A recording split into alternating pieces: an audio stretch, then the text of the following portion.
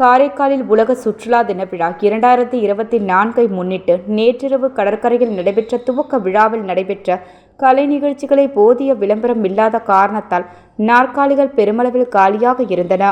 1000க்கும் மேற்பட்ட நாற்காலிகள் இருந்தும் சுற்றுலாத்துறை சார்பில் நிகழ்ச்சி நிரல் வெளியிடாமல் விளம்பரமும் செய்யாததால் கலை நிகழ்ச்சி நடத்திய கலைஞர்கள் பார்வையாளர்கள் இல்லாததால் அதிர்ச்சி அடைந்தனர்.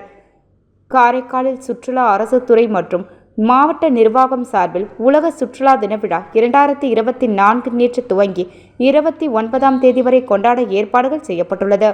கடந்த ஆண்டு கல்லூரி மாணவர்கள் பங்கேற்ற பீச் வாலிபால், கபடி, வினாடி வினா, மணல் சிற்பங்கள் உருவாக்குதல், புதையல் வேட்டை போட்டிகளுடன் காற்றாடி திருவிழா, படகு போட்டி உள்ளிட்ட பல நிகழ்ச்சிகளுடன் பிரபல மெல்லிசை குழுவான சென்னை லட்சுமண் சுருதி இசை நிகழ்ச்சியும் நடைபெற்றன. இந்த ஆண்டு உலக சுற்றுலா தின துவக்க விழாவான நேற்று ஆட்சியர் மணிகண்டன் கடற்கரையில் அமைக்கப்பட்ட அரங்கில் விழாவை துவக்கி வைத்து பேசுகையில், மக்களை கவரும் வகையில் பல நிகழ்ச்சிகள் கடற்கரை அரங்கம் மற்றும் ஆட்சியர் அலுவலகம் அருகே உள்ள காமராஜர் திடலில் ஏற்பாடு செய்ய உள்ளதாகவும், காரைக்காலை சுற்றுலா பயணிகளை ஈர்க்கும் நகரமாக உருவாக்க மக்கள் ஒத்துழைப்பு அளிக்க வேண்டும் என்றார். ஆனால் நிகழ்ச்சியில் கலந்து கொள்ள வந்த கலைஞர்கள், அவர்களின் உறவினர்கள், நண்பர்கள் தவிர கடற்கரைக்கு காற்று வாங்க வந்த சிலர் மட்டுமே அமர்ந்திருந்தனர்.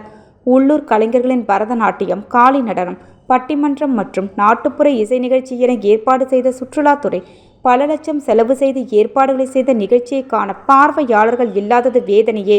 சுற்றுலா பயணிகளை கவரும் வகையில் நிகழ்ச்சிகளை ஏற்பாடு செய்யாமல் புதுச்சேரி சுற்றுலாத்துறை காரைக்காலில் உலக சுற்றுலா தின விழா நடத்தி மக்களின் வரிப்பணத்தை வீணடித்துள்ளது என்றதை மக்கள் கருதுகிறார்கள்.